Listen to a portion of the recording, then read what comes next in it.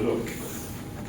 Como hemos empezado a ver la semana anterior y esta semana también, el diagnóstico de los parásitos se hace fundamentalmente a partir de la observación directa, esto es a través de la observación microscópica. Apoyados en su tamaño y en la facilidad que tienen por ser observados, inclusive con el objetivo de 5X, entonces podemos observarlo de manera relativamente sencilla. Ahora, ¿cuáles son los métodos de diagnóstico en parasitología? Y por eso se llama diagnóstico directo. Recuerden que cuando definimos los diagnósticos en microbiología, en la primera clase dijimos que el diagnóstico directo era aquel en el que se demostraba la presencia del microbio y el indirecto en el que se demostraba la presencia de la huella que dejó el microbio durante la infección, o sea, los anticuerpos. En este caso, el diagnóstico es directo. Microscópicamente podemos observarlo en fresco, al cual lo vamos a hacer ahora. Vamos a utilizar muestra de parásitos en heces están conservadas en suelo fisiológico y que no necesitan más que añadirles una gota de un colorante que contiene yodo llamado Lugol, que funciona porque se adhiere a la cutícula del parásito, la pinta. Entonces pinta los huevos, pinta los quistes si estuviesen presentes. Existen otros métodos también, como por ejemplo los métodos de fondo oscuro, que se utilizan en algunos tipos de parásitos. No es frecuente observarlo en el diagnóstico del día a día. Lo mismo que los frotis coloreados, salvo que sean cortes histológicos, se colorean, pero cuando se trata de muestras en vivo, es mejor verlos moviéndose.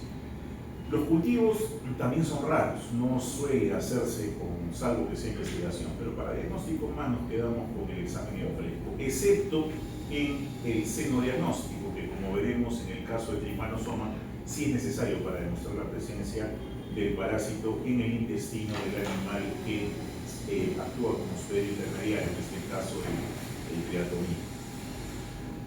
Particularmente los enteroparásitos, que son los que vamos a observar hoy día, pueden analizarse a través de un examen que se llama coproparasitario. Coproparasitario es un examen de heces que consiste en la evaluación de varias características. Ya hemos visto una de las prácticas, el aspecto de las heces, la presencia o no de moco de sangre, la presencia de leucocitos, pero aquí en la parte parasitaria se añade la observación de huevos, la observación de quistes o de estadios inmaduros como las larvas o de repente proglótidos del parásito, que son estructuras que pueden encontrarse, como ya revisaban sus ciclos biológicos, como parte de las excretas de los pacientes.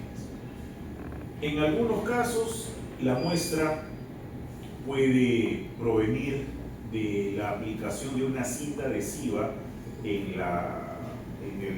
el borde anal, en el margen anal. Hay un examen que es el test de Graham o el método de la espátula adhesiva, donde se aplica la cinta adhesiva justamente en el margen anal, que es donde los enterobios vermiculares ponen sus huevos. Entonces por aquí es para observar ello.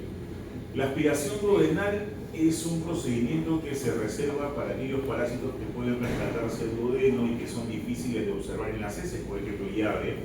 Se hace aspiración duodenal para examinarse llave. Y el material que se obtiene de la colonoscopía fundamentalmente para ver estos parásitos que se encuentran adheridos a la mucosa colónica, o intestinal, como es el caso de las uncinarias o del Trichuris trichur. El coproparasitario tiene sus etapas, sus fases, sus partes. La primera es el examen directo.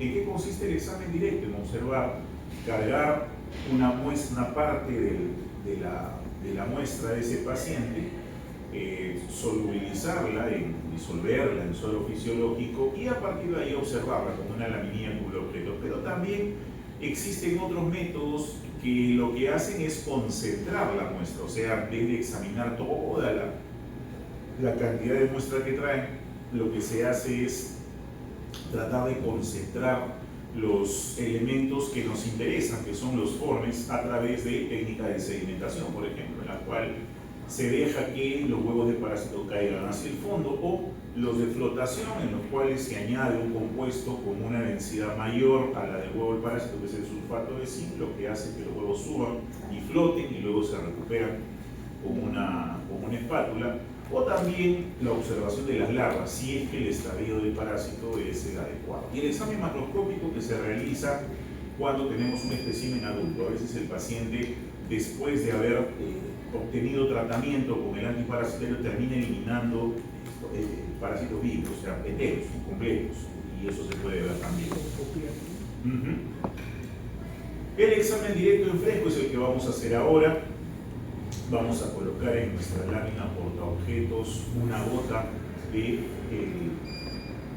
pool de parásitos que está preparado en la mesa de adelante y le vamos a colocar una gota de Lugol. Luego lo cubrimos con una laminilla de cubreobjetos y lo observamos al microscopio. Como son parásitos en formas infectantes, a pesar de que están conservados en formol, lo cual debe garantizar inocuidad, de todas maneras, por bioseguridad, yo creo que no deben manipular ni sus celulares ni sus cuadernos mientras están manipulando la muestra. En todo caso, una hoja si que van a dibujar, o uno carga y el otro toma fotos y luego las comparte, porque esto es mejor, se contamina. Recuerden que, de acuerdo a la característica de las heces, vamos a encontrar las formas. Por ejemplo, en el caso de los protistas, si las muestras de heces son acuosas, predominarán por los trofozoides, y si son sólidas las heces, lo que habrá más son quistes. Por eso hay que, a la hora que se plantea la pregunta del examen final, tomen en cuenta eso. O sea, si se trata de un paciente con heces formadas, lo más probable es que observe quistes. Si se trata de un paciente con heces acuosas, lo más probable es que observe trofozoides. Ojo que eso es válido en el caso de los parásitos protistas. En el caso de los helmintos es diferente, ahí no hay quistes, lo que hay son huevos. Cuidado con confundirse. Esta observación se hace en función de los ciclos biológicos. Aquí ustedes están observando un huevo que es de... ¿Qué huevo es este? Un huevo que parece un balón de fútbol americano, que tiene dos tapones mucosos en los extremos. ¿Sí?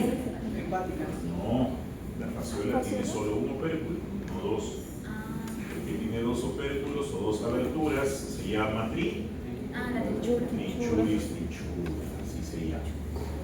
¿Puedo observar amebas en estas muestras? Sí, sí se ven. Las amebas, o sea, los quistes o los trofozoitos de amebas son bien chiquititos. Ahí sí se necesita el objetivo de 40 y de repente hasta el de 100 para mirarlo bien. Pero los quistes que vamos a observar, acuérdense de la entamoeba coli y la histolítica, que son muy parecidas en tamaño, salvo que la coli tiene 8 núcleos, y si se observan los 8, y la entamoeba histolítica solamente 4, eso se observa claramente al microscopio. En el caso de si usamos el Lugol se hace más fácil. Aquí está el quiste de la entamoeba y están los 1, 2, 3, 4, 5, 6, acá por atrás está 7 y el oculto el 8. Y en la histolítica vemos aquí, se ha fagocitado un hematíe, ha metido los núcleos acá atrás, está superpuesto. Los métodos de enriquecimiento se llaman así porque lo que hacen fundamentalmente es concentrar, o sea, tratar de llevar los elementos formes del sedimento que quiero observar, ya sea para arriba o para abajo, dependiendo de lo que le añada, ya sea formalina, etilacetato, ácido alcohol polivinílico, lo que le añada, lo que trato es de tratar de encontrar. Y se aplican, por lo general, teniendo en cuenta el tipo de parásito que quiero observar. Por ejemplo, en formalina se usa mucho para los helmintos y protozoos en general, pero también para Giardia y Piplosporidium, y voy a hacer pruebas de lisa.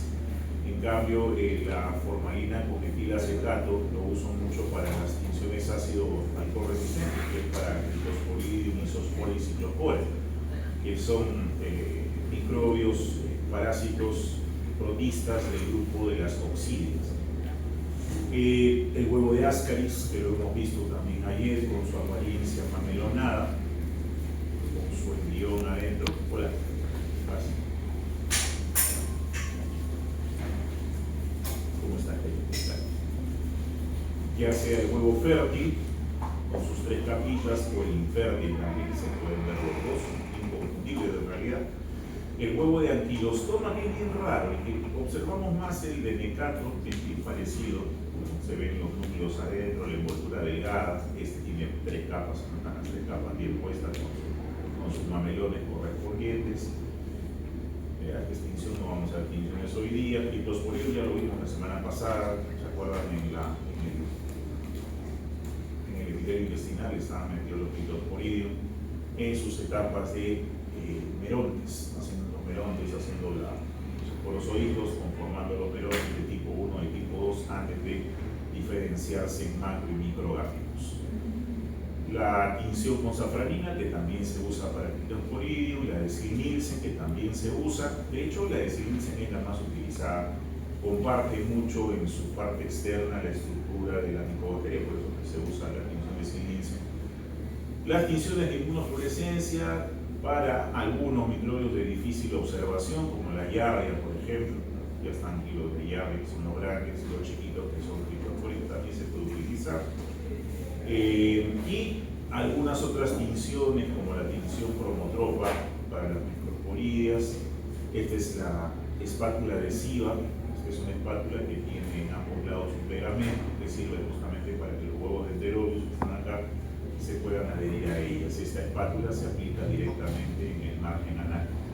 Al niño boca abajo se separan las nalgas y se coloca en el centro, en el pliegue de esta espátula, se cierran las nalgas, luego se separan otra vez, se saca la espátula, se coloca en el cartucho, en la capucha y se manda al laboratorio.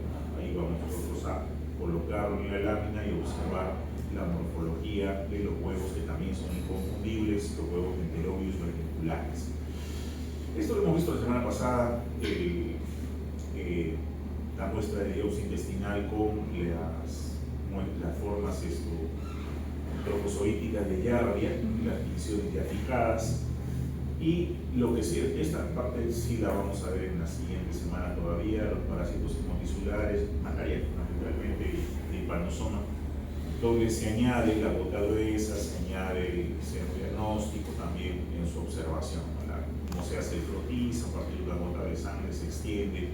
Aquí están las estructuras de plasmodium, ¿no? Tanto el gametocito como los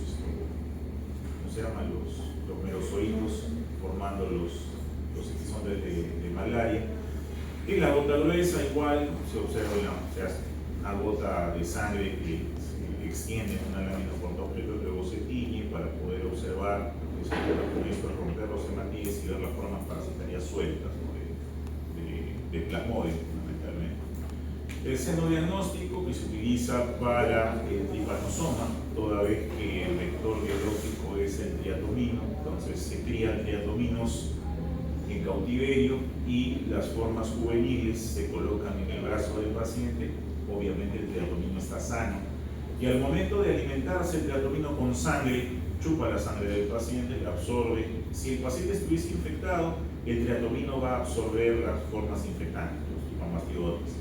Entonces, luego se saca el triatomino, se sacrifica, se abre el intestino y se mide. Y si yo encuentro la forma parasitaria, significa que el paciente está enfermo. Y si no tiene nada de triatomino, el paciente está sano. Es una forma de hacer diagnóstico del Trypanosoma, se usa mucho en la selva, sobre todo, que hay más prevalencia de este parásito. El cultivo también se puede hacer, aquí están los tripomastigotes y los amastigotes en los tejidos, en este caso Leishmania. Estamos hablando de Trypanosoma, sino de Leishmania. En el caso de las diarreas parasitarias, bueno, el método directo es el que vamos a hacer ahora, con suero fisiológico y con Lugol. El método de enriquecimiento ya no lo hacemos porque la muestra ya está enriquecida. Si yo tengo muestras frescas obtenidas de pacientes, pero una quina de tiene diarrea, así que aquí la muestra que podamos trabajar en diarrea, nadie, ¿no? ¿Diarrea? Ah. Es natural, ¿no? Es natural, es verdad. El examen directo macroscópico para observar forma, aspecto, presencia de moco, sangre, etc. Y el microscópico que ya lo conocemos. Y aquí está lo que les decía, ¿no? En el caso de que las heces estén formadas, lo más probable es encontrar quistes. Ahora, los quistes se pueden observar solución salina o se pueden observar con Lugol, cualquiera de los dos. En el caso de las heces acuosas, la fase parasitaria más probable de observarse es el trofozoito, y esto se observa con solución salina, no con lúgol, porque como el trofozoito está vivo, pues si yo le pongo lúgol lo mato. Y el problema de matarlo es que ya no se mueve, y lo puedo confundir con un leucocito, sobre todo si son flagelados, los flagelos se pegan al cuerpo, ya se pega todo, igualito sucede con tricomonas y otros. Entonces es preferible utilizar azul de metileno, que es una coloración que no mata, mantiene con vida todavía para observar el movimiento. Los métodos de concentración, que pueden ser por flotación, se añade sulfato de zinc, por sedimentación se añade formol con éter. En el caso de la flotación, los huevos quedan arriba, en la sedimentación los huevos van al fondo. Puede hacerse en tubos, puede hacerse en placas, se hacen en vasos, en matraces pequeños, se usan inclusive soluciones saturadas o sobresaturadas de azúcar. La cosa es lograr separar los huevos de los restos orgánicos que tienen las heces. Lo que queremos es separarlo, sobre todo si las heces son sólidas. Y después de lograrlo, se trabaja así como ven aquí, en el laboratorio de parasitología, que es algo distinto al de micro. Tienen sus porteros, tienen sus vasitos para moler, las heces se colocan ahí. Si vienen sólidas hay que chancarlas, añadirles la solución de azúcar para diluirlo, luego hay que colarlos en los coladores, ¿no? Y después de ello añadirle las demás soluciones con la finalidad de separar esos huevos o esos quistes de estar presentes. Eso se observa. Sin y hoy el de gaja nuevamente, esta vez con una lámina para poder observar los huevos de heterobiformidad. Les voy a colocar una imagen donde están todos los huevos o quistes que están contenidos en esa muestra. O sea, esa muestra que tienen allí no es de un paciente, es de varios pacientes. Cada vez que encontramos un positivo, guardamos un poco en un recipiente grande y ya todos los que hacen clases se llevan un poquito para sus clases, para parte de docencia. Entonces esa es una de esas muestras, hay de todo, ¿ya? Entonces vamos a usarlo con bastante cuidado para evitar contaminarse, ¿ya? O sea, de todo, cuidado con los celulares, los cuadernos, los lapiceros, por ahí se equivocan, meten el lapicero en la boca. Una cosa es cargarlo. Ha pasado la lámina. en ciclos Claro, anteriores. porque después moverlo. ¿Cómo lo van a? Les han dejado las punteras, perfecto. Tienen ustedes aquí 10 microlitros de parásitos, de la solución de parásitos. Y la lámina. Y 10 microlitros de la solución de Lugol. ¿Ya? 10. Esto ya está muerto. ¿Y cómo le realizamos el otro cosito que te... No, ya está muerto. Así que vamos, ya no se puede. ¿Ya? Entonces esto. Ya. ¿Cómo vamos a usar? Contigo arrancamos. ¿Uno por uno?